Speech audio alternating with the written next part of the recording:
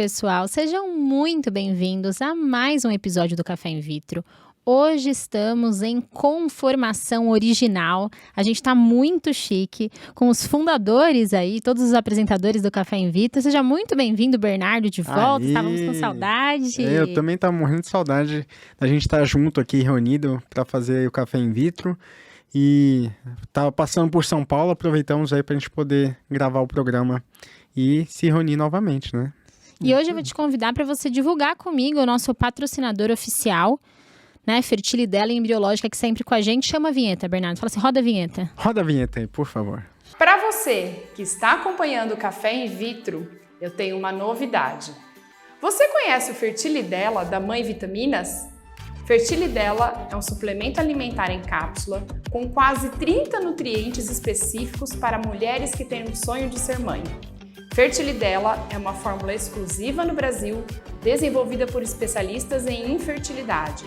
Quer saber mais? Acesse www.mãevitaminas.com.br.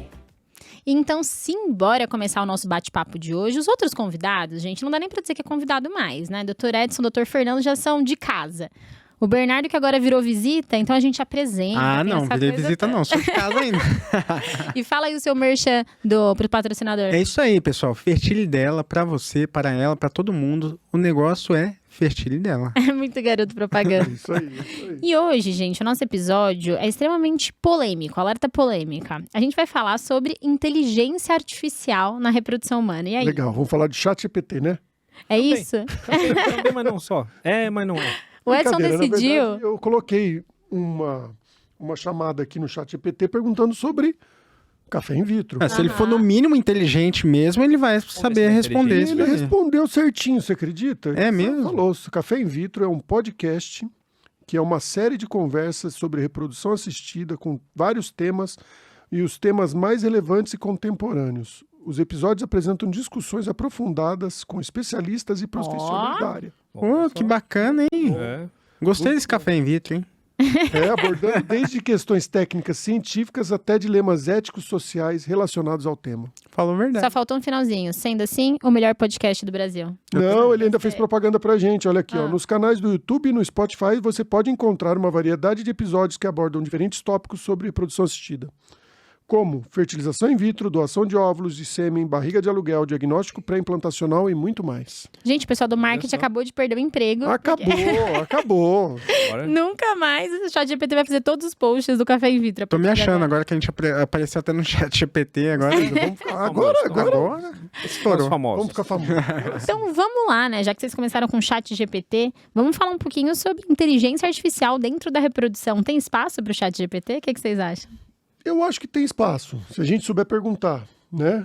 Como diz, se a gente souber fazer a pergunta correta, a gente tem a resposta correta.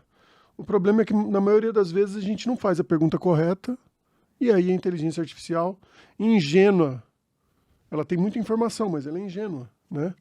Então, ingênua como ela pode te dar algumas respostas erradas. Então, acho que o principal... Falando do chat, tá? Do chat de forma geral. De forma geral. E mesmo o Google, né? Hoje em dia a gente sabe que por trás do Google, apesar dele só linkar procurar palavras, né? Existe uma certa inteligência artificial no Google também. Então, se a gente souber fazer pergunta, ele vai voltar com a resposta correta. O problema é que, na maioria das vezes, a gente faz a pergunta errada. E tomar cuidado também, eu acho, ter um senso crítico, né? Porque muitas vezes eu recebi pacientes essa semana falando, eu fui lá, eu coloquei meu caso, aí eu expliquei pra ele, pra ver se ele me dava uma resposta. Então a gente tem que tomar cuidado também pra saber identificar se aquela resposta é correta, né? Então isso eu acho que é um cuidado que as pacientes têm que ter nessa consulta com o ChatGPT. Tem que ter um filtro aí, porque realmente... Não dá para considerar que é a verdade absoluta, né? Ali, realmente, porque é uma inteligência, né? Um computador que tá dizendo, a máquina está dizendo ali. Eu também já fiz consulta no chat sobre um determinado assunto científico e ele falou assim, não, foi publicado um artigo no ano tal, que fala sobre isso. Quem disse que eu achei esse artigo? Procurei, ele me dá a revista Não existe. Não existe, eu acho que aconteceu. E às vezes não tem associação da referência que ele te dá com a afirmação que ele te deu. Então você vai consultar as referências, a maioria tá errada. E o mais engraçado é assim, meu nome é super peculiar, né? Tem muito pouco loturco no mundo. E aí, o que acontece? Os alunos da pós-graduação perguntaram quem é o professor Edson Loturco. E eu saí como preparador físico. Com esse jeito. O físico invejável. Falei, aí sim, agora sim, preparador físico, ou seja... Parecendo aquele meme do Einstein, físico invejável. Tá lá, barriguinha assim. Físico invejável, exatamente. O pessoal da edição tá proibido de colocar essa foto na imagem.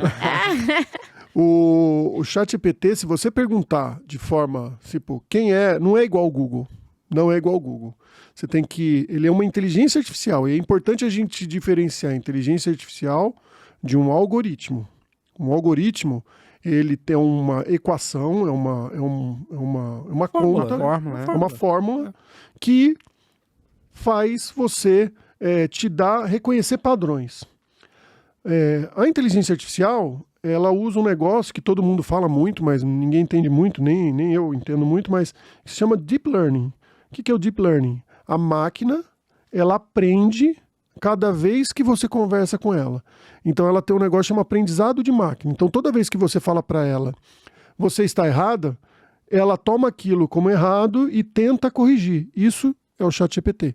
Então a inteligência artificial, ela é totalmente diferente de um algoritmo, que a gente chama, que também as pessoas confundem muito com inteligência artificial. Muitas vezes tem diagnósticos que são dados por algoritmos e as pessoas falam, isso aqui é uma inteligência artificial. Não, isso é um diagnóstico relacionado a um algoritmo. Ele juntou determinadas informações naquela fórmula e deu um resultado. Exatamente. Esse ponto que é o grande problema, porque a fonte das informações é que é a limitação da inteligência artificial e também do algoritmo. A inteligência artificial pode, usando as fontes que estão disponíveis, ela pode raciocinar em cima.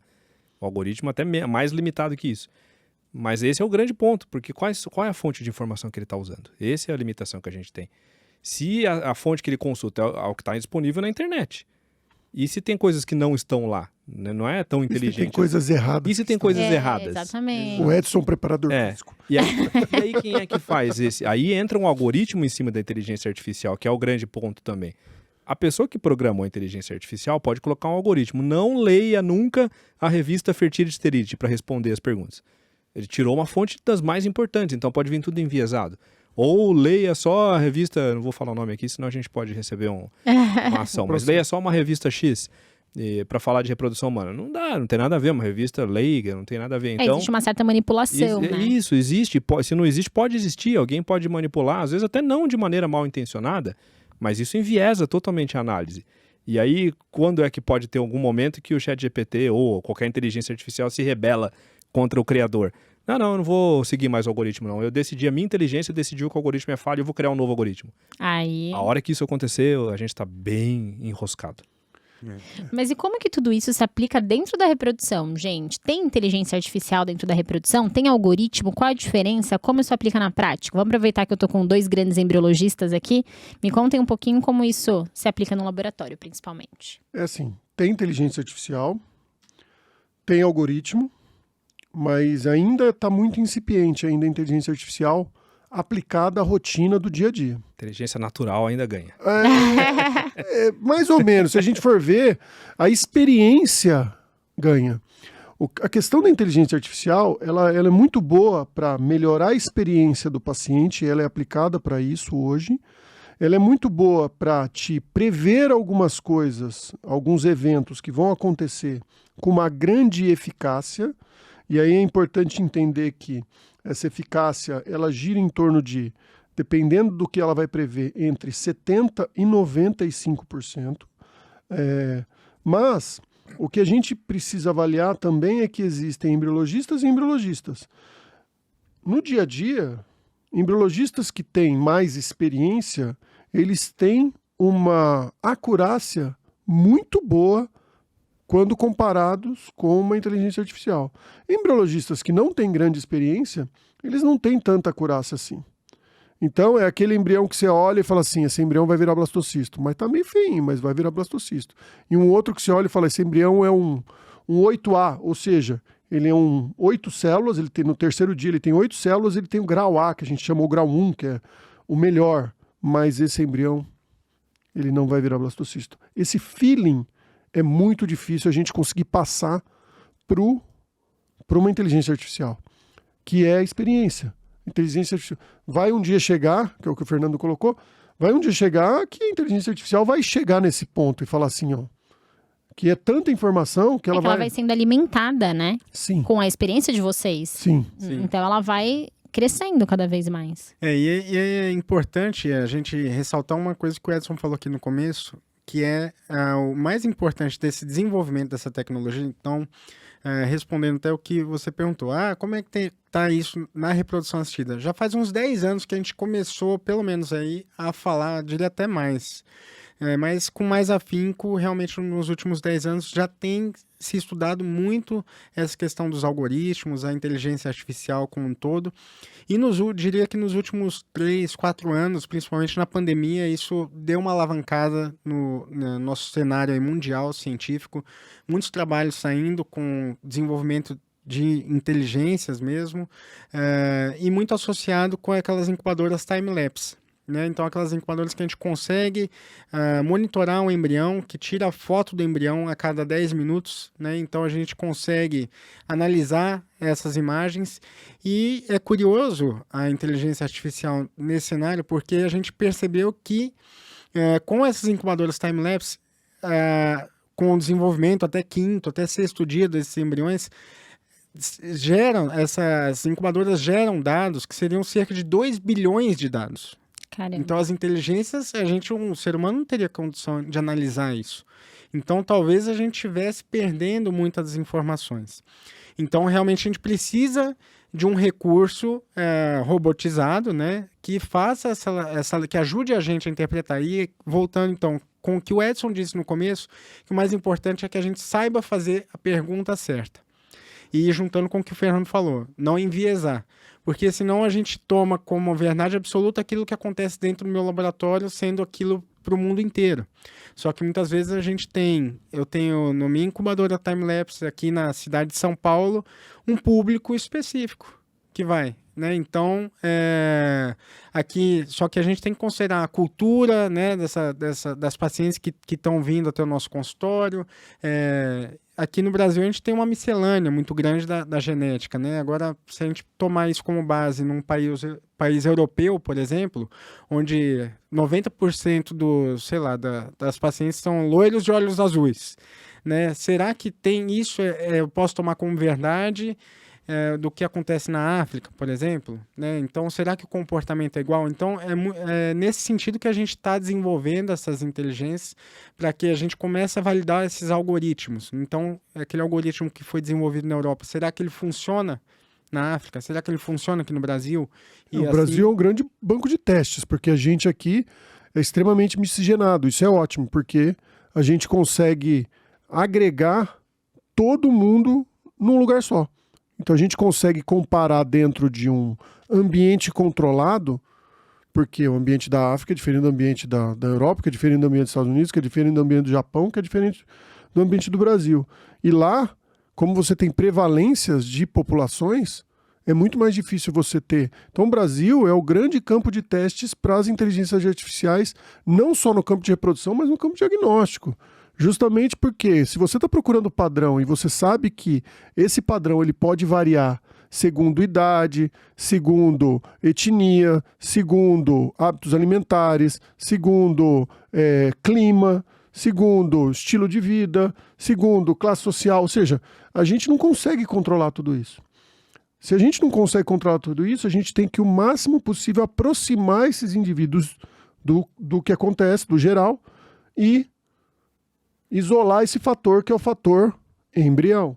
Então, para isso, o Brasil ele se tornou um país fundamental para que a gente consiga desenvolver diagnósticos. E o mais legal é que a gente consegue fazer isso com tecnologia nacional, se a gente quiser.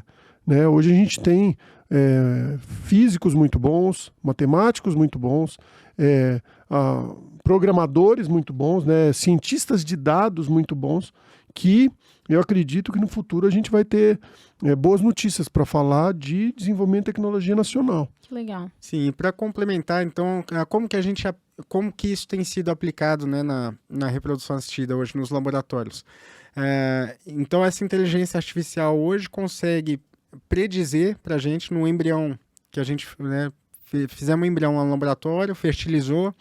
No dia 2 de desenvolvimento desse embrião, hoje, com o auxílio de uma inteligência artificial, ela já consegue predizer para a gente, com 97%, né? 96% de acurácia, a chance dele se tornar um blastocisto. Ou seja, para um caso que você quer individualizar aquele caso, muitas vezes, então você tem essa tecnologia associada no laboratório, a comunicação com o paciente se torna muito mais transparente. Então você pode chegar para essa paciente e diminuir a ansiedade dela, dando uma confirmação para ela de que, olha, a gente tem X% de chance do seu embrião chegar a blastocisto, vamos tentar um blastocisto, vamos levar esse desenvolvimento, olha, talvez não vá chegar, quem sabe a gente não pode transferir antes. 96% de chance de acertar que não vai chegar, então vamos transferir no dia 3. Vamos transferir no dia 3, vamos tentar essa alternativa, porque no laboratório, às vezes, seu embrião não está desenvolvendo bem, mas quem garante que no seu útero ele não pode se desenvolver diferente? Não pode ter uma resposta diferente. Então, com isso, permite que a gente individualize mais esses casos, melhore a experiência do paciente. Então, a comunicação do laboratório, né, da clínica como um todo, do médico também, com isso, ajuda bastante. E isso é uma das coisas. Outra questão que essa inteligência tem mostrado também é a predição da chance de implantação. Ou seja, ela sugere para a gente, através dessa análise de um monte de dados hoje, ela consegue te dar uma nota para cada embrião e a gente consegue saber, olha, esse embrião é o que tem mais potencial de implantação. Então, a inteligência te sinaliza isso, te justifica hoje por que ela está dando aquela nota. Então, ela fala, olha, esse aqui teve um padrão de clivagem assim, clivou tal hora, tal. E isso a gente já consegue correlacionar com base num banco que foram analisados mais 100 mil embriões, né, ao redor do mundo, em vários centros do mundo. Então, com esse banco de dados, essa inteligência consegue chegar nessa predição. E ela te fala, olha, esse embrião tem maior potencial de implantação. E qual que é essa acurácia? Em torno de 73% a 75% de acurácia de predizer essa chance de implantação. E aí o impacto é muito grande. Por quê? Imagina que quando a maioria das clínicas, quando você pergunta, qual a minha chance de engravidar, doutor? O que o doutor fala? Depende da sua idade, depende Eu tenho do seu 35 embrião. anos, qual a minha chance de engravidar? No máximo 50%, 60%. 50%, geralmente as clínicas falam, você tem 50% de chance de engravidar. Você imagina, pela inteligência artificial, ela acertar 73% das vezes se você vai ou não engravidar com aquele embrião. Isso a gente ainda não calculou, mas eu acredito que, aí é opinião minha, mas eu acredito que no futuro próximo, com os dados de transferência de embrião, a gente consiga saber o quanto a gente consegue baratear o custo para o paciente dessa transferência. Por quê? Porque nem só porque 50% engravidam e 50% não. Sim. Então a nossa média é 1,5. Vocês estão fazendo a conta comigo? Então, é difícil acompanhar essas contas do Edson. Do lado ele começa, você multiplica por 2 e é 50%. Se é 1,5, quando a conta dele tá sobre taxa de gravidez, tudo bem. A hora que a gente começa a fazer conta de orçamento do Café em Vitro, não dá. aí é melhor a Amanda fazer. Eu preciso chamar a inteligência artificial aqui para acompanhar o Mas raciocínio. na verdade é bem simples assim. A minha média é 1,5. Se minha média é 1,5, eu tenho 25% de chance a mais de economizar o meu ciclo. Engravida mais rápido, então. Chega na gravidez mais rápido. Você tem 25% a mais de chance de economizar no seu ciclo. Ou seja, se eu gasto, em média, entre duas transferências, em torno de R$8.000, 4 mil por transferência, eu tenho pelo menos 2 mil de economia no meu ciclo. Só para deixar bem claro a história, né? Imagina que a paciente tem 5 embriões lá. E aí ia ter uma escolha que não é baseada em inteligência artificial. E por causa dessa escolha, de repente, a primeira transferência não foi o melhor embrião, não deu Obrigado certo. por traduzir. A segunda também não deu certo. Ele entendeu. Aí só conseguiu engravidar na terceira. Uma escolha humana. Aí a inteligência artificial já na primeira acerta. Não, esses dois aí que você ia escolher não. É esse aqui primeiro, tem que ser esse aqui primeiro. Ótimo. Então chega na gravidez antes. Essa é. E o mais legal é que coisa, essa inteligência artificial tem nome, a gente pode falar aqui, que chama Chloe. E a diferença dela para as outras, que na verdade não são inteligências artificiais, as outras elas chamam algoritmos, elas não chamam inteligência artificial. Ela envolve um negócio que chama experiência do paciente. O que quer dizer isso? Experiência do paciente o paciente ele pode acessar do celular dele a hora que ele quiser para visualizar os embriões, visualizar os filhos, né, na verdade. Foi feita uma pesquisa aqui na Europa, com essa inteligência, os pacientes entravam em torno de 4 vezes por dia para visualizar a média. Cadê a Ju, psico? Pra ver lá, o povo 4 vezes por dia. Ou seja, ela te dá uma nota do teu embrião e ela explica para o paciente, com uma linguagem bem simples, o que está acontecendo ali. Isso então facilita a vida do embriologista, facilita a vida do médico, melhora a comunicação da clínica com o paciente, aumenta a relação de confiança entre a clínica e o paciente. Então isso faz com que, primeiro, o paciente fique menos ansioso. Segundo, o paciente confie mais no médico e confie mais no laboratório. Terceiro, o paciente consiga ter uma experiência diferenciada, onde ele vai ter contato com o embrião, o casal vai ter contato com o embrião dele desde o início. Não é simplesmente, nós vamos mandar um filminho para você lá no final porque a gente fez um time-lapse. Não é assim. Ele viu em tempo real, né? Exatamente. Mas aí eu queria deixar um questionamento nessa história para a gente debater também. A Embriológica é reconhecidamente o maior centro de treinamento de embriologistas que a gente tem. E outras coisas, né? Consultorias, host do Café in Vitro, mas treinamento de embriologistas é indiscutível a proficiência e a experiência que a Embriológica tem. E os nossos alunos da pós, a gente tem quase 50 alunos esse ano, nas nossas turmas de pós, para eles vai ser um grande desafio, que são os embriologistas do presente e no futuro próximo. E eles já vão entrar numa bancada de trabalho competindo, entre aspas, com uma inteligência artificial. E o Edson falou bem no comecinho aqui, que o embriologista experiente ele consegue falar, esse aqui chega em blasta, aquele não chega. Que é a mesma coisa que a inteligência faz.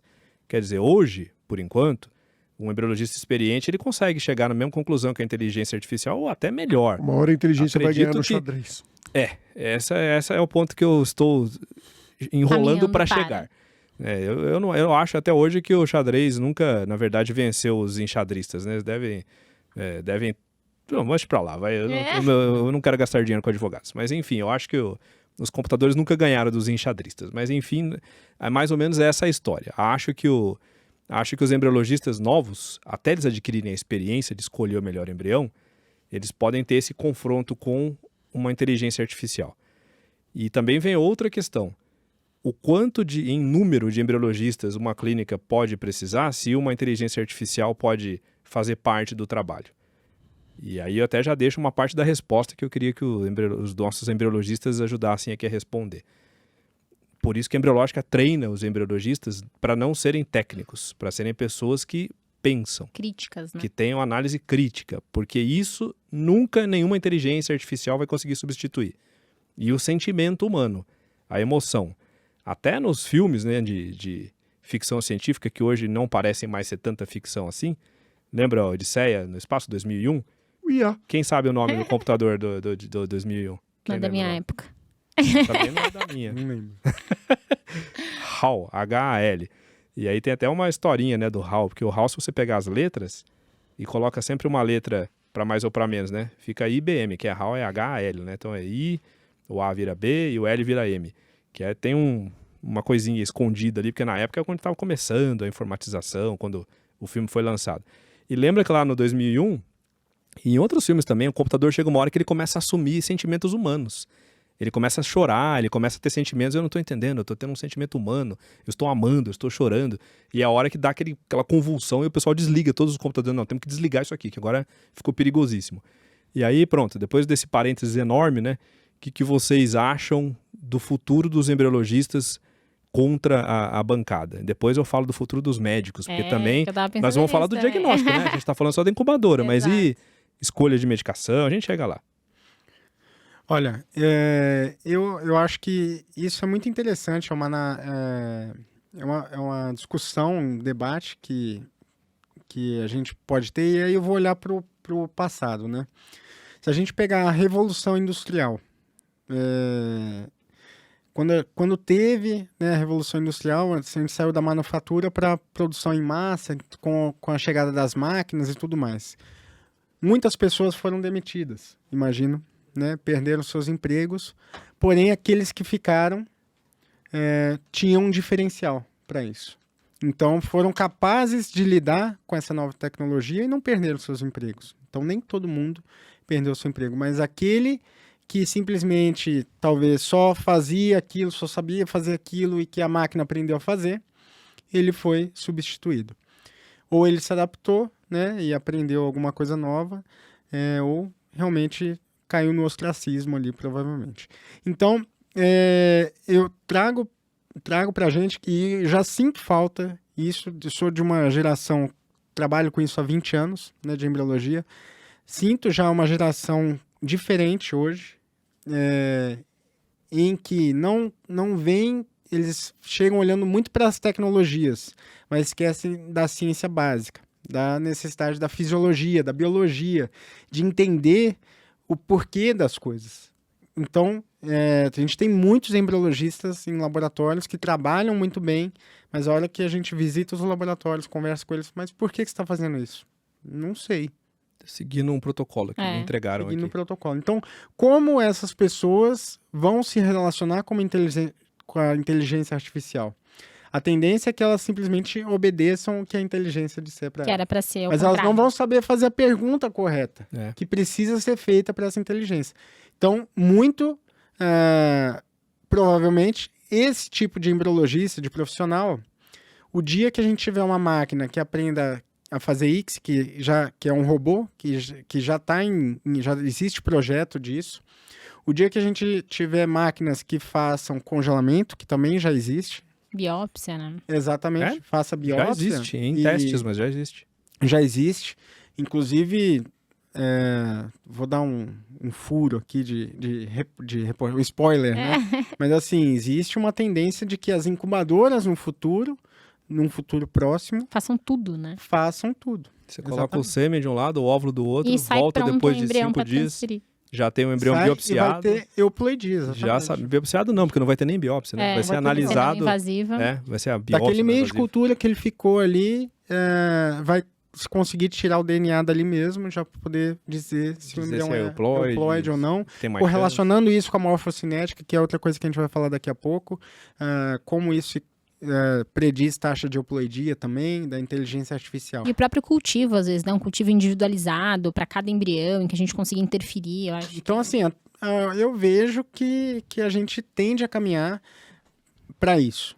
Então, respondendo aí a sua pergunta, Fernando, eu acho que qual a base dessas pessoas? Elas vão servir vão obedecer o que a inteligência artificial está falando, ou elas vão saber questionar essa inteligência artificial, ver se ela está correta, concordar e saber perguntar corretamente, porque, volto a dizer, o mais importante da inteligência é você saber fazer a pergunta correta. Então, a nossa tendência é individualizar o caso, então a gente vai chegar num ponto que a gente vai abastecer essas inteligências com dados da paciente. Olha, aqui é uma paciente fumante, não fumante, de 37 anos, casada com fulano de tal de 50 anos, que também é fumante, não fumante, pesa tanto, um IMC de tanto, e a gente vai chegar num ponto que esses programas vão nos ajudar a predizer os tratamentos, talvez o mais indicado, né? Eu espero que a gente consiga dizer, olha, para esse tipo de paciente você tem melhor resultado usando tais hormônios,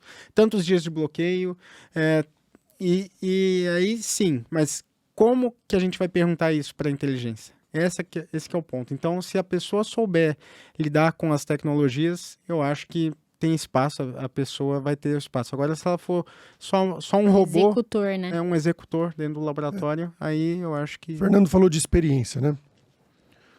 A questão é que a experiência vai ser diferente. Eu acho que a experiência para o futuro, tanto do paciente, quanto do médico, quanto do embriologista, principalmente, que é o que vai lidar diretamente com a tecnologia dentro do laboratório, vai ser uma experiência diferente. Então, hoje a gente já viu tanto embrião que a gente sabe quando o embrião vai engravidar, quando não vai, a gente sabe quando o embrião vai virar blastocisto ou não. Experiência a gente fala que é um farol que ilumina para trás, né? Ou seja, Você só consegue saber depois que você passou. Agora, essa turma que está vindo nova, a experiência vai ser diferente. Eles vão conviver com isso. Isso vai gerar facilidade para um lado e dificuldade por outro. Talvez para avaliar um embrião, olhando para o embrião e falando assim, esse embrião vai engravidar ou não vai, eles não vão ter essa experiência. Nunca vão ter. Por quê? Porque vai estar dentro de uma time-lapse, vai estar lá a imagem, ele vai olhar o filminho lá e vai falar, olha que bonitinho esse filminho aqui, o algoritmo deu a nota tal e a inteligência artificial está falando para eu ranquear dessa forma aqui por causa disso. A pessoa se acomoda, né? Porque Exatamente. a inteligência artificial já ranqueia para ele, esse aqui é o melhor. Ele nem vai lá conferir se é mesmo. Exatamente, que é o que acontece hoje com a escrita manual, por exemplo.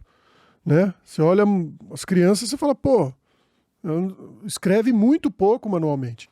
Né? A gente não, a gente pau na máquina, porque não tinha computador, não tinha tablet. Né? E isso faz parte da evolução. Isso que eu ia falar, eu acho que faz um pouco parte da evolução. É que, claro, a gente tá olhando na nossa bolha, né? Nossa bolha médica, nossa bolha de laboratório. Mas isso acontece em tudo, nos exemplos do dia a dia da vida. Eu tava com meu pai outro dia, dirigindo, aí eu falei, coloca o aplicativo de trânsito, né? O Waze. Então eu tava fazendo propaganda do Waze.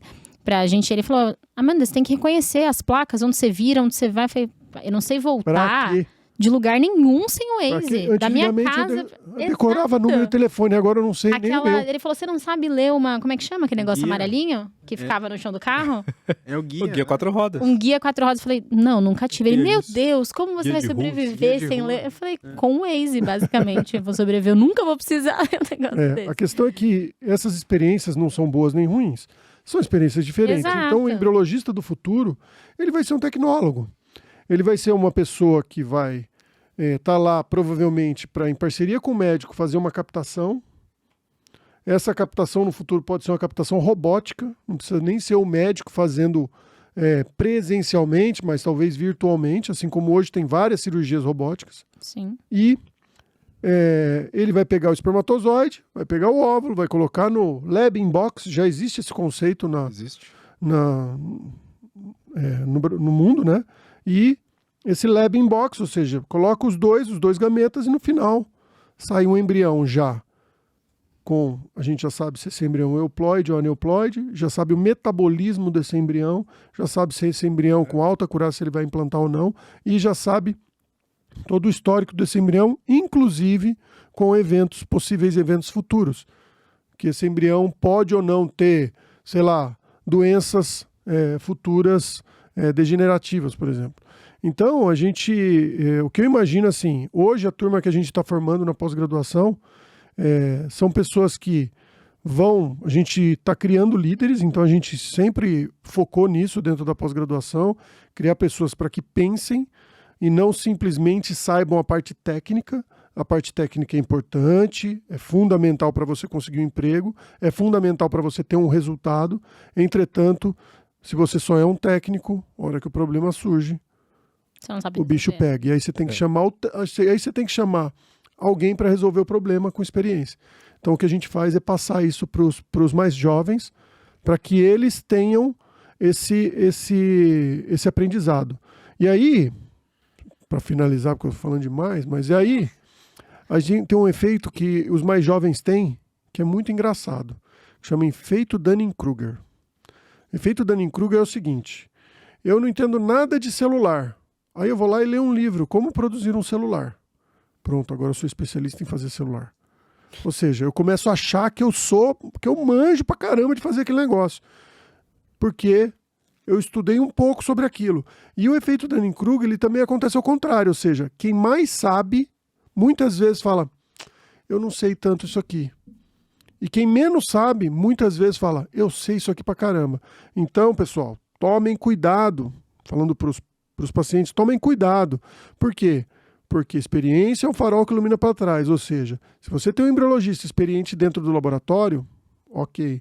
Se você tem um embriologista, não que obviamente o jovem não seja um bom embriologista, mas que o embriologista que parece ser muito experiente, tomem cuidado. Porque nem sempre o embriologista que demonstra que tem muita experiência, tem realmente muita experiência. E muitas vezes o embriologista que tem muita experiência, ele não está lá mostrando que ele tem tanta experiência assim. Tem coisa que não tem jeito. A quilometragem rodada, né? Em todas as áreas. Quilometragem rodada faz muita diferença ainda. E especialmente quando a gente fala de inteligência artificial, tem a história da emoção, do sentimento que não adianta. Não vai ter um HAL que de repente vai começar a chorar ali. A troca humana. Pelo menos espero que não aconteça enquanto eu estiver vivo. Porque a troca humana, a interação, isso o embriologista não pode perder, não pode esquecer. Que esse contato com o paciente não dá para ser substituído por contato com máquinas, não tem jeito, né? E já que você tocou nisso, eu queria saber sobre o consultório. A gente falou bastante, né, do laboratório, mas e no consultório? Como você acha que a inteligência artificial vai entrar nas nossas vidas mais ainda? Em reprodução humana estamos muito atrasados nisso, muito. Em algumas áreas, especialmente em oncologia, a coisa já é bem mais avançada. Tem muita inteligência artificial trabalhando em diagnóstico precoce de tumores de mama, por exemplo. Você coloca lá uma série de imagens de mamografia que são invisíveis ao olho humano, a gente não consegue enxergar alguns padrões, que a inteligência artificial chega e fala, este aqui é um tipo de imagem que tem uma chance de ser um câncer de mama, sei lá quantos %. E ele antecipa um diagnóstico em alguns anos, antes do que um olho humano faria. Isso já existe, isso já é real. E várias grandes empresas de seguradores de saúde estão implantando a rodo inteligência artificial, porque para eles também é muito interessante. Vantajoso. Vantajoso diagnosticar precocemente, tratar precocemente, tanto pelo lado do paciente, que vai ter um diagnóstico e um tratamento mais eficaz, quanto pela questão de custo também. Fica muito mais barato. Em reprodução humana eu vejo que a coisa vai para um caminho, hoje que a gente faz isso muito manualmente, e a gente não tem nenhum estudo que mostra vantagem sobre um protocolo ou outro, é bastante controverso, exceto aqueles que a gente sabe que são realmente piores, né? Mas, por exemplo, eu tenho que decidir qual é o tipo de hormônio que eu vou usar para aquela paciente. Aí tem até sempre brinco quando eu dou aula para os residentes, aula para os alunos. Gente, os médicos não sabem nada, eles se reúnem todo mundo em alguma cidade legal e fazem um negócio chamado consenso. Você nunca vai ver consenso em Xiririca da Serra, não tem consenso, só tem consenso da cidade legal. Consenso de Rotterdam, consenso de Viena, consenso do Poseidon, consenso não sei onde, só é cidade legal, todos os consensos são cidade legal. Então todo mundo se junta no final de semana, tal, faz uma baladinha, faz uma festinha lá, restaurante, gente, a gente tem que fazer o consenso também, né? Bate um papo. É verdade, temos que fazer um consenso. Aí junta, então vamos fazer assim, aí dá meio que, né, aquela coxambrada e chega, então esse aqui é um consenso. Todos os especialistas se reuniram, lógico que eu estou exagerando, né, mas não é muito diferente disso também não. E aí tá lá o consenso. Aí você vai ver, na prática, não é sempre que os consensos funcionam exatamente como deveriam. Tem muitos que são realmente bastante importantes e outros nem tanto. Em reprodução humana, para escolha de medicação, por exemplo, nunca ninguém conseguiu provar que um é infinitamente superior que o outro. Talvez uma inteligência artificial consiga, baseado nisso que o Bernardo estava falando. Essa paciente, a dona Maria, é o famoso, não é nem o avatar, famoso né? Pra quem? Não é Esse nem que é o avatar, problema, né? é o famoso, aí já chega quase que no ICP, né? Um Ideal Customer Profile. Ali você pega Ideal Patient Profile. Você pega essa aqui, é a dona Maria, ela tem 37 anos, ela é ex-tabagista, ela tem endometriose, aí você põe lá o ultrassom com preparo intestinal, a endometriose dela tá aqui, ó, descrita nesse exame de imagem, e ela já teve um aborto, e ela tem trombofilia, tá aqui o exame de trombofilia, pronto. O marido dela tem 40 anos, o espermograma dele tá aqui, põe o espermograma. A fragmentação de DNA é essa daqui. Ele é obeso, ele não faz atividade física, ele fuma. Se alimenta tá aquele aqui, banco, alimenta né? todas as informações. Agora me fala qual é o protocolo de indução da ovulação que eu tenho que usar para eles. E, sai lá o resultado. Isso acho que é uma coisa que vai acontecer. A gente vai ter uma inteligência artificial fazendo isso. E aí eu volto à mesma indagação. Quem é que vai mandar na história? É o médico que vai mandar na inteligência artificial para ela me dar as respostas corretas, ou o médico vai virar um servo da tecnologia e eu vou obedecer o que a inteligência artificial me mandar fazer? Quem que vai decidir no fim se aquele hormônio está funcionando, se é o melhor estímulo, se é o melhor tipo de tratamento?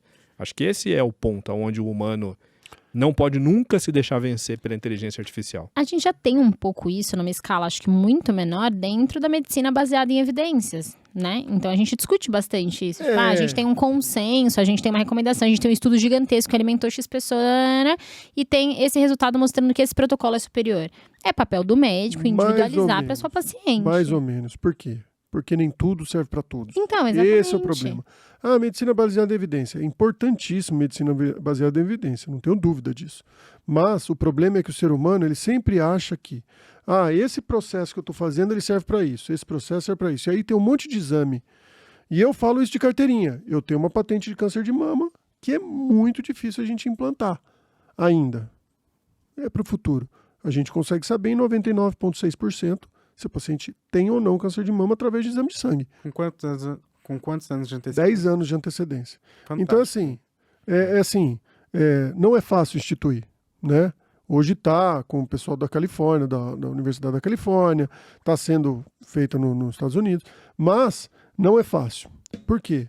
Porque justamente a gente acha que tudo serve para todos, e não é isso. Exato. A pergunta é saber perguntar para quem? Para quem isso serve? Então, a gente nunca vai ter um protocolo melhor, a gente nunca vai ter um remédio melhor, a gente nunca vai ter uma quimioterapia melhor, um embrião melhor, uma paciente, a gente nunca vai ter. É para aquela pessoa. Né? Exatamente. Aí entra um negócio que chama medicina 5Ps. Antigamente era P4, agora é 5Ps, né?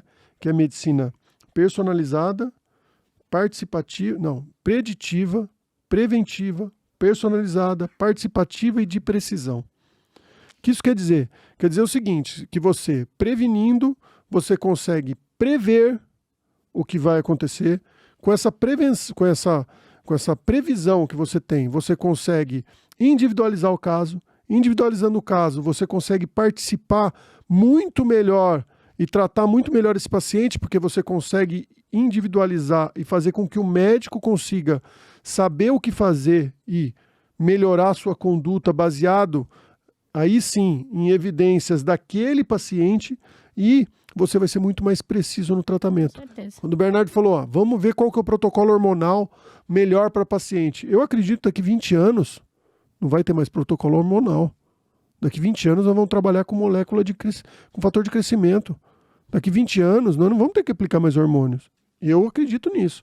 Eu acho que daqui 20 anos as indústrias farmacêuticas vão falar o seguinte, toma essa pílula aqui e você vai ter esses fatores de crescimento XPTO aqui que você vai ser estimulado, e daqui 7 dias você vai lá que o equipamento vai fazer a sua captação. E o médico vai ser o supervisor. Sempre.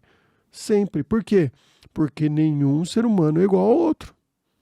Sim. Então existe o feeling, existe o sentimento e existe também a variação, porque essas máquinas só trabalham com padrão.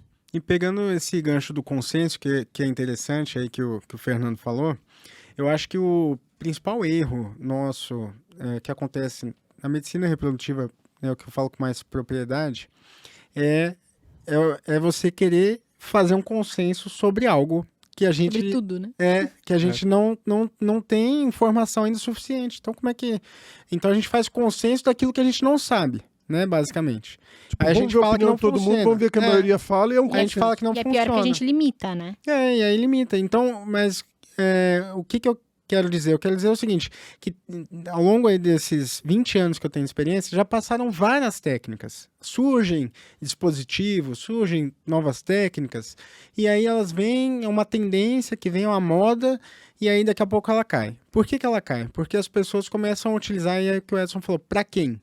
Elas começam a utilizar para todo mundo, achando que aquilo vai funcionar para todo mundo. Significa que é uma técnica ruim? Não.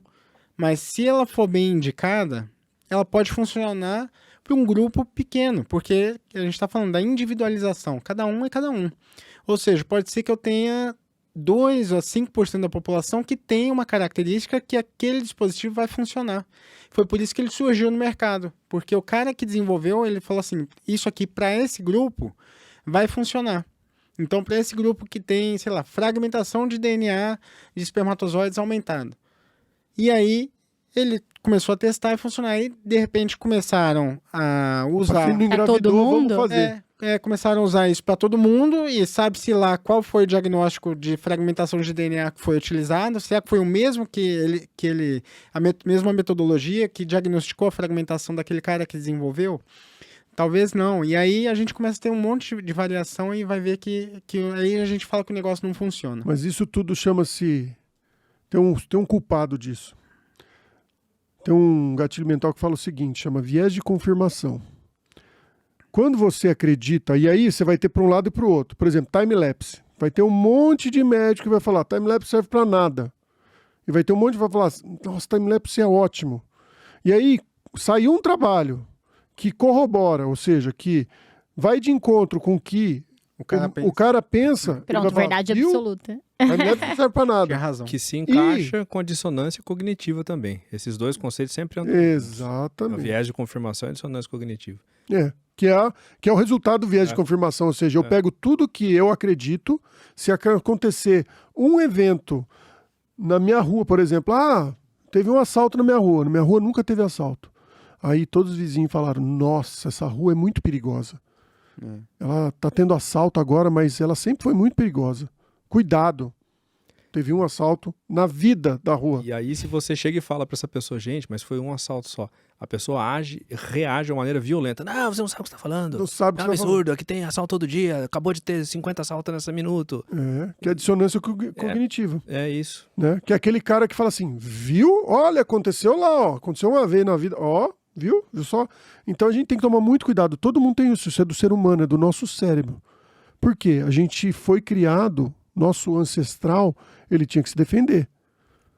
Os caras, quando olhavam um caboclinho entrar na caverna e o leão lá, o tigre dente de sabre comer ele, os caras falaram, não vou mais entrar lá. Mas não era toda a caverna. Se, assim, 90% das cavernas não tinha tigre dente de sabre, mas se eles viram uma, não vou mais entrar em caverna. Isso chama-se... o cérebro desenvolveu isso para autodefesa nossa. E aí vem a dissonância cognitiva, ou seja, no final das contas, ele começa a achar que aquilo é uma verdade. Se alguém e começa chega, a brigar com a outra pessoa. Alguém chega pra mostrar pra ele, não, peraí, vamos usar uma lógica aqui. A pessoa reage de uma forma agressiva. Discutir, vamos ver, né? Não quer aceitar, né? Não quer nem abrir pra uma discussão. É complicado. E Edson, você falou o que você imagina para daqui 20 anos, assim?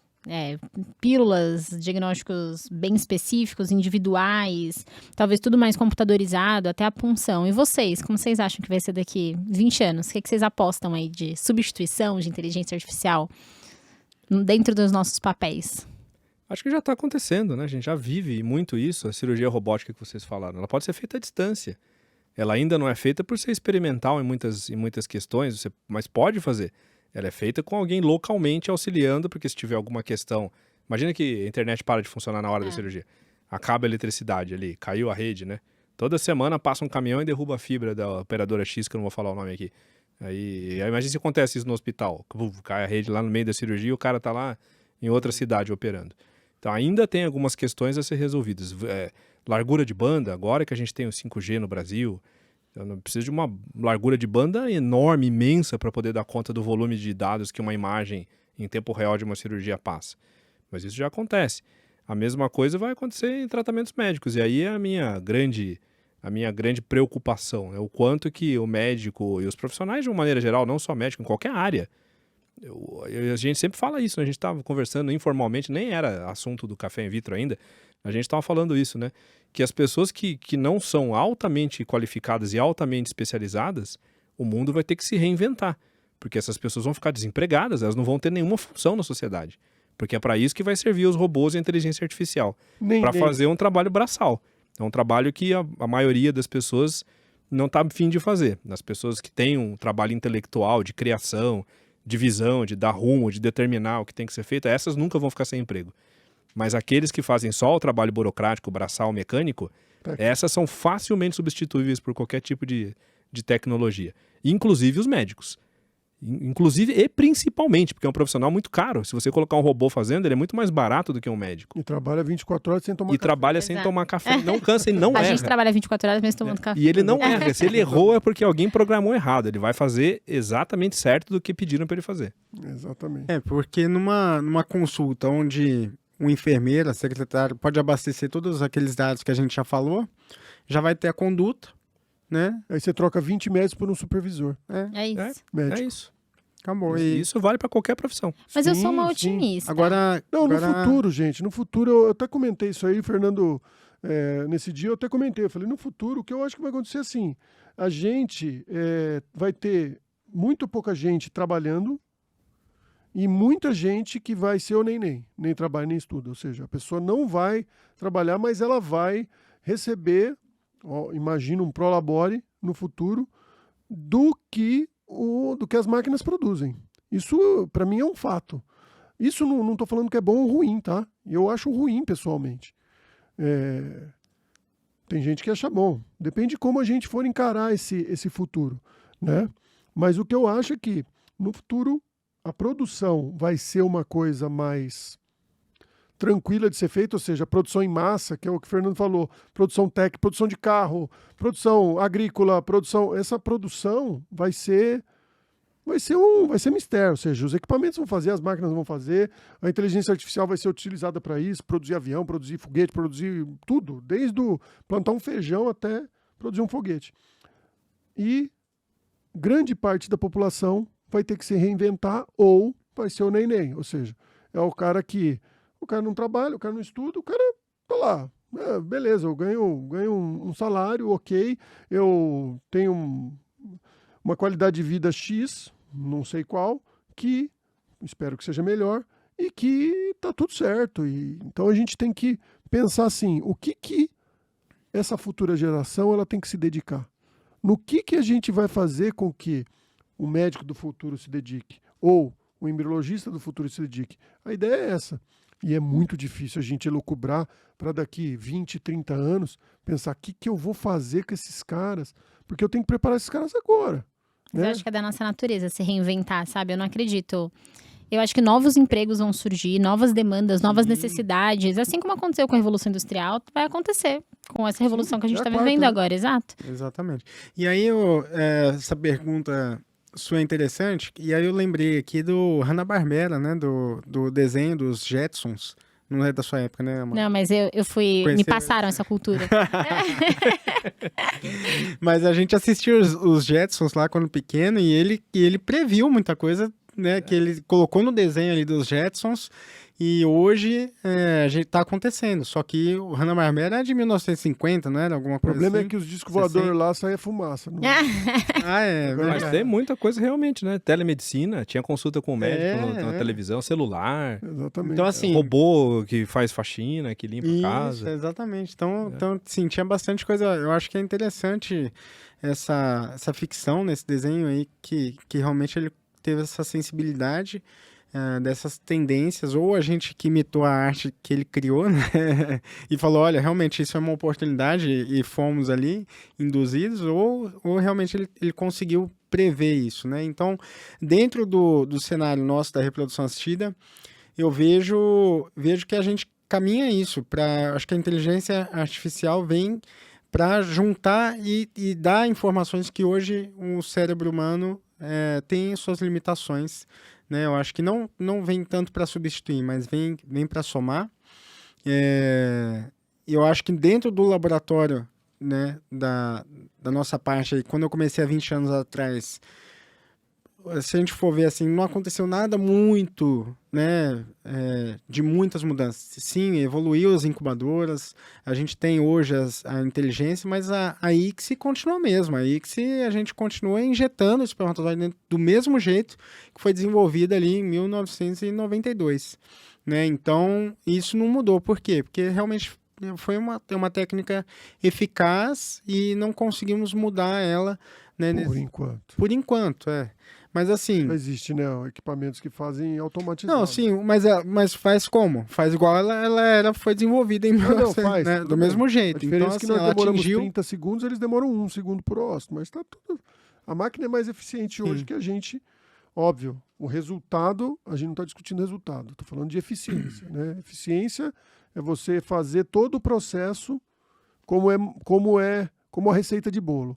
Eficácia é você ter o resultado disso, ou seja, a máquina não é mais eficaz, mas ela é mais eficiente que a gente hoje. Exato, mas então assim, a gente como embriologista, a gente consegue sentir na hora que a gente está fazendo a injeção do óvulo, embora a gente use micromanipuladores e tudo mais, mas a gente consegue ter uma sensibilidade da consistência do citoplasma daquela paciente. Então tem paciente que você vai entrar, o citoplasma dela é mais maleável do que outro. Então você sabe a pressão que você tem que exercer da agulha. Será que a máquina vai ter essa sensibilidade? Hoje não tem. Não tem. Eu falei de então, eficiência. eu entendi. Algo, por isso é que algo eu aprendível, né? Aprendível, Exato. entre aspas. Sim. A Exato. agulha pode sentir a pressão e ela ajusta a pressão. Qual a Exatamente. resistência que aquele osso tá... Porque se a gente entrar um osso que oferece muita resistência, se você forçar demais, Ele você rompe. estoura, ele rompe, ele degenera. Então, essa sensibilidade que tem, mas isso tudo tem a ver com a experiência que a gente estava falando do profissional.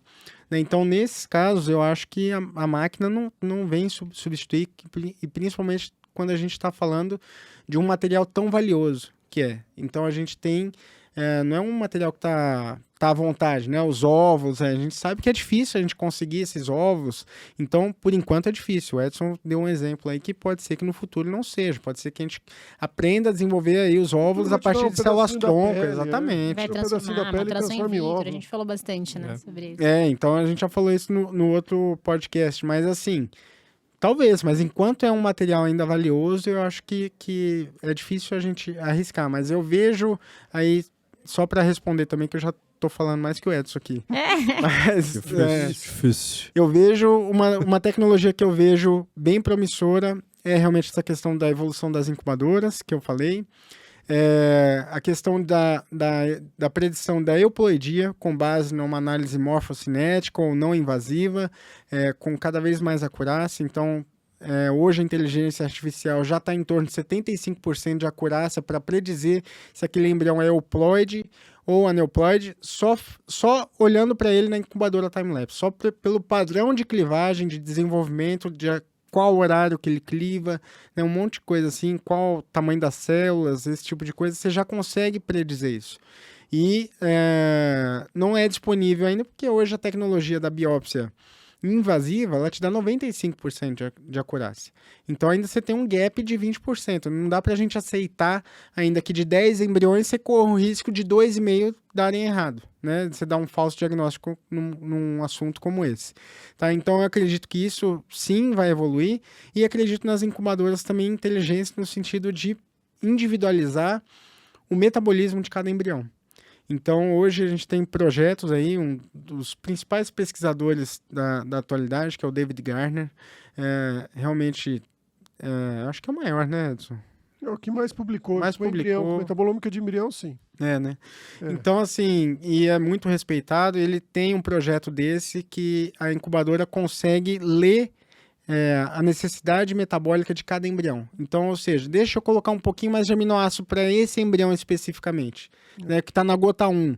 O outro está precisando de mais proteína, o outro de mais glicose, o outro mais piruvato. E com isso você vai individualizando o desenvolvimento desse e propiciando um desenvolvimento adequado para cada embrião. Então, aí vai deixar de ser vou seleção, né? E vai de fato mudar a taxa de gestação. Sim. Vou puxar a sardinha pro meu lado pro do Fernando. Nós publicamos o ano retrasado? Não, ano passado foi, né? Passado. Ano passado, no Congresso Europeu e no Congresso Americano, onde a gente consegue saber com 98% de acurácia se é menino ou menina no meio de cultura. A gente pega o meio de cultura do embrião, faz a metabolômica e consegue saber com 98% de acurácia se é menino ou menina, ou seja... Sem fazer biópsia. Sem fazer biópsia, né? E com 86% se era euploide ou aneuploide. O que isso quer dizer? Quer dizer que no futuro, a proposta do David Gardner é diferente. A proposta dele é melhorar as condições de cultivo a partir da metabolômica. A proposta que a gente tem é: será que, através da metabolômica, eu consigo diagnosticar o metabolismo de embrião diferente de um embrião que tem alteração genética do embrião que não tem alteração genética?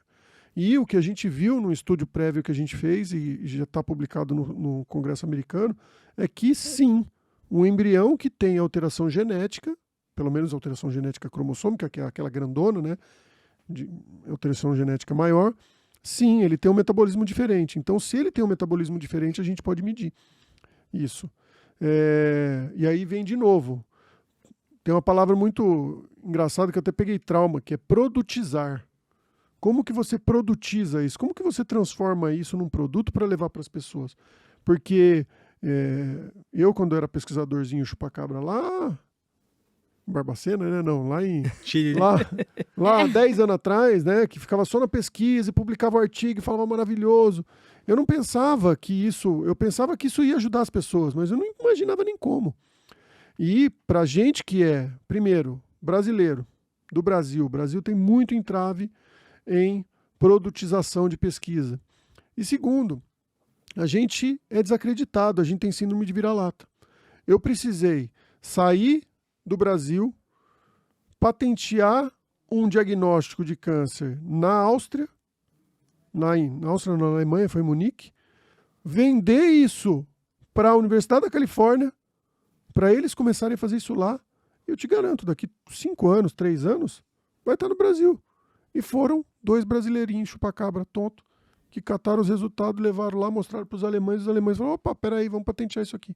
Então, gente, eu acho que o principal desse futuro do embrião, principalmente na área de desenvolvimento e diagnóstico, e falando de metabolômica, é a gente aumentar a acurácia. Primeiro, desenvolver o embrião a partir de um meio de cultura inato, que a gente chama, ou seja, a gente tem um meio de cultura aqui e agora na fase 1 ele vai precisar disso, fase 2 disso, fase 3 disso, e ele está se comportando dessa forma e a gente gerar esses padrões. Isso a inteligência artificial vai ajudar a gente.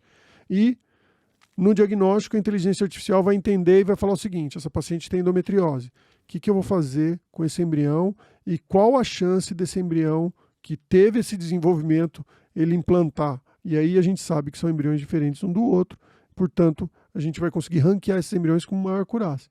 Hoje a gente já consegue saber e calcular. A gente tem também um trabalho com implantação que a gente fez no Congresso Europeu, que a gente consegue mais de 90%, se eu não me engano, acho que 94% de acurácia, para saber se vai engravidar ou não aquele embrião. Então, assim, não é fácil produtizar, mas a tecnologia já existe. Sim. A gente só precisa transformar isso num produto. E eu acho que, assim, também, agora falando para onde a gente deveria caminhar, eu entendo que a gente precisa... Tem um lado ainda que é obscuro na nossa área da reprodução, que é a tal da janela de implantação. Então a gente deposita toda a responsabilidade, vamos dizer assim, no embrião, no laboratório. Mas eu acredito que a gente tem que lembrar que a gravidez só acontece com base numa sincronia. Um match, né? Exatamente. Um match. Um match que tem que acontecer, né, da natureza aí, onde aquele útero, né, aquele endométrio tem que estar adequado. E a gente desconhece pouco disso. O que é que diferencia realmente uma Qual é a conversa que o embrião tem com o útero? Qual é a conversa, exatamente? O crosstalk. Mas talvez esse seja nosso papel no futuro, né? A gente sair um pouco do operacional, deixar o operacional para as máquinas e, de fato, ter tempo para estudar, para alimentar mais as máquinas, com mais informações, Pensar. com mais... Exatamente. Então, eu acho que a gente vai ter a oportunidade, no futuro, de ter mais tempo de pensar, sair tanto da operação. E eu não vejo como algo ruim, não. Eu acho que... Não sei, pelo menos... Também eu imagino vejo, como algo muito bom. Também vejo. Eu acho que isso vai ser muito legal. A qualidade de... Gente, 100 anos atrás... Imagina 100 anos para frente. Exato. Né? Exato. Ano atrás a gente não tinha automóvel, se bobear. Tinha já automóvel, mas não tinha avião já, né? Então tinha automóvel. Então, sei lá, 100 anos atrás a gente tinha... O carro era... Escravidão. Era motor... 100 anos atrás tinha escravidão, mas pensando em tecnologia, não tem nem comparação. Há 20 anos atrás, quando eu era moleque, e aí o Fernando, nós temos a mesma idade, pelo amor de Deus, celular pra gente, assim, eu fui ter celular quando eu tava no mestrado, quando eu entrei no mestrado, 2000. Hoje em dia as crianças já nascem fazendo um TikTok. Chega na frente da televisão e fica fazendo assim. Minha filha, quando era pequenininha, minha filha tá com 15 anos, quando ela tava pequenininha, com 3 anos ela foi na televisão mexer. Na televisão. Você imagina, né? Tudo bem, isso é culpa do pai que deu um tablet quando era pequenininho, não é aconselhável, tá, gente? Mas ela foi lá mexer na TV pra mudar o canal. Tipo... Não, eu vou contar uma pra vocês aqui, né? Saindo do assunto, mas tem um filho de 3 anos. Na Páscoa, agora, a gente sentou lá, tava lá na casa da minha sogra, e sentamos pra jogar Mario Kart.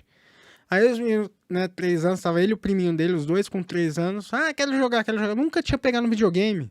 Meu filho pegou o primeiro lugar no Mario Kart, cara. Jogando um negócio lá, eu nem sabia que ele sabia jogar, acho que nem ele sabia que sabia jogar. E pegou o controle lá e saiu jogando. Já nasce com A evolução tá aí, não adianta. Não adianta a gente tentar lutar contra, assim. Eu acho que não é o caminho. Eu acho que a gente tem que usar a nosso favor e usar a favor dos nossos pacientes e se reinventar. Vamos ser que nem o Elon Musk, né? O Elon Musk deu um perdido. Não, esse negócio é muito perigoso, melhor suspender. Amigão, eu tô de olho em você, Elon Musk. Eu sei que você mandou bloquear tudo porque você não fez o seu ainda. Você tá querendo enrolar até você ter tempo de você fazer o seu. Deixa Alex evoluir. Já era, Elon Musk. E vende o Twitter de volta. Eu perguntei ontem o que a Alex achava do chat GPT. Ela falou, não sei responder essa. É mesmo? A Alex em cima do muro. Alex, ela não é tão inteligente. E falar em evolução, eu quero chamar a atenção pro Fertilidela. Fertilidela é a evolução da nutrição envolvido com a fertilidade. Simples. Só deixou e saiu. Deixou Soltou. Na verdade, assim, o que a gente imagina é que a evolução não só da inteligência artificial, não só dos algoritmos, diagnóstico, mas também a evolução dos medicamentos vai ser o futuro, né? E o que a gente vê, o que a gente pensa há 20 anos atrás, o ovo fazia mal. 10 anos atrás, mais ou menos 10 anos atrás, o ovo fazia mal. O ovo já teve seus momentos. Já foi, já voltou. A margarina era maravilhosa. Não podia comer. Família, né? Brava, minha manteiga, eu não gostava de margarina. Então, não, mas margarina é que faz bem. Hoje é o contrário. Ciência das verdades transitórias, né? Não adianta. Exatamente. Então, assim, o que a gente tem que pensar é que os medicamentos também vão evoluir, né? E vão evoluir, se bobear, muito mais rápido do que a gente imagina. Com certeza. Acho que o grande problema dos medicamentos... Problema não, mas o grande receio é a segurança. Senão a evolução seria mais rápida. É que a gente sempre tem que oferecer medicamentos seguros para o paciente. Então, o processo de segurança é um processo demorado, mas o processo de evolução tecnológica é um processo mais rápido. Falando do Fertilidela, eu acho que assim, a grande questão é que ele tem uma cápsula com um tipo de vitamina para cada tipo de absorção e para cada necessidade que o paciente tem. Então, isso é fundamental, porque quando você começa a tomar o Fertilidela, não que eu tenha tomado, eu tomo o vulgo, né? Mas quando você começa a tomar, o resultado é que você melhora, né, num geral, não só a fertilidade, mas você tem uma melhora saúde geral, global, né? Saúde Nosso corpo global. é conectado. O Edson tomou, assim, cresceu até cabelo. Você não viu? Até o bronze. Fiquei bronzeado, cresceu o cabelo. O bom do café in vitro é que ele fica armazenado na nuvem. Então, daqui uns 20 anos, a gente volta e descobre o que aconteceu, em que momento que a gente tá. 20 anos, vai ter um monte de gente assistindo, olhando, falando assim... Olha como era. E quando era jovem, falavam umas groselhas, olha só. O bom é que a gente foi criança da década de 80, a gente menos a Amanda. Foi criança da década de 80 que ninguém gravava nada, não tinha celular. Então, agora a gente Se resgatassem nosso passado, década de 80. Mas daqui a 20 anos a gente volta e descobre se as coisas que a gente imaginou da inteligência artificial se concretizaram. Ou se teve uma super revolução, todo mundo voltou para a Idade da Pedra, acabou tudo e não tem mais tecnologia. Quem sabe? Ter um meteoro que cai na Terra, ou uma guerra nuclear global, que pode também a gente voltar para a Idade da Pedra. Mas eu acho que isso não vai acontecer. Daqui 20 anos a gente volta. O que vocês acham? A gente volta e faz um episódio de inteligência artificial, o que aconteceu? Eu acho que daqui 20 anos nós vamos ter contato com extraterrestres. Pode registrar aí. Oh, meu Deus. Se a gente continuar nessa, vai ter um podcast só de extraterrestres, gente. Inteligentes. Reprodução assistida. Reprodução assistida do quarto grau. Quarto grau. Mas acho que a gente conseguiu trazer muitos insights. Eu acho que a ideia desse tipo de episódio é realmente trazer o debate, né? Colocar o pessoal para pensar, para se questionar. E para entender que a gente não precisa estar, né, em confronto com a tecnologia. Acho que ela pode ajudar todos nós e principalmente os pacientes. Mensagem final aí para quem está ouvindo a gente, que eu acho que hoje vai ser um episódio com muitos profissionais da saúde. Acho que é exatamente o que você falou, pegando esse gancho. A tecnologia, a inteligência artificial não são inimigos. Pelo contrário, eles são aliados, eles são acessórios importantes que a gente não pode prescindir. Só que você não pode delegar para a inteligência artificial um trabalho humano, que é usar a inteligência e usar o sentimento. Se você souber colocar o limite, não tem nenhum problema. E aí? Quer falar? Eu acho que a inteligência artificial e a tecnologia não é fim, é meio. Então, quando a gente fala, e portanto, não é a clínica que tem mais tecnologia que é a clínica melhor. Ah, sim. E não é a clínica que tem menos tecnologia que vai ser a clínica pior. A tecnologia é um meio pelo qual ela facilita, ela ajuda e ela cria possibilidades. Mas, se você for escolher uma clínica, escolha pela experiência e não pela tecnologia. A experiência do embriologista, a experiência do seu médico é fundamental para você chegar no resultado que você espera. Eu concordo com isso, mas a tecnologia vem para somar. Eu também acho isso, tudo que vocês falaram, eu concordo também, acho que vem para somar. É importante também, embora a experiência seja importante, você ter serviços que busquem esse avanço tecnológico, né? São pessoas que estão em busca realmente de oferecer, investir no melhor. Então, isso é importante também. Embora hoje a gente talvez não tenha tantas vantagens concretas, mas a tendência é que esses serviços são aqueles que vão oferecer isso, vão estar sempre à frente, né? Eles estão buscando esse investimento, eles têm geralmente essa inquietação, né? Então, e estão dispostos a investir nisso, que não é barato, né? Então, eu acho que é isso, vem para somar e é importante a gente estar antenado e buscar essas novidades e tentar tirar sempre o melhor disso para a gente oferecer isso para os pacientes. Bom, então acho que para finalizar, a gente já tem um encontro marcado, tá? Daqui 20 anos a gente se encontra nesse mesmo lugar. São Paulo. Tá, daqui 20 aninhos já deixa comprada a passagem pra gente discutir o que aconteceu aí. Paga em 120 meses. E se tudo isso que o Edson estava achando aconteceu de fato, né? Fechou. Gente, obrigada por acompanharem a gente em mais um episódio hoje, né? Foi um episódio muito bacana, nosso reencontro. Espero que você venha mais para participar com a gente pessoalmente. O pessoal vai ficar feliz. E nos vemos no próximo episódio. Tchau, um beijo, pessoal. até a próxima. Tchau. Tchau, gente. Valeu. Valeu.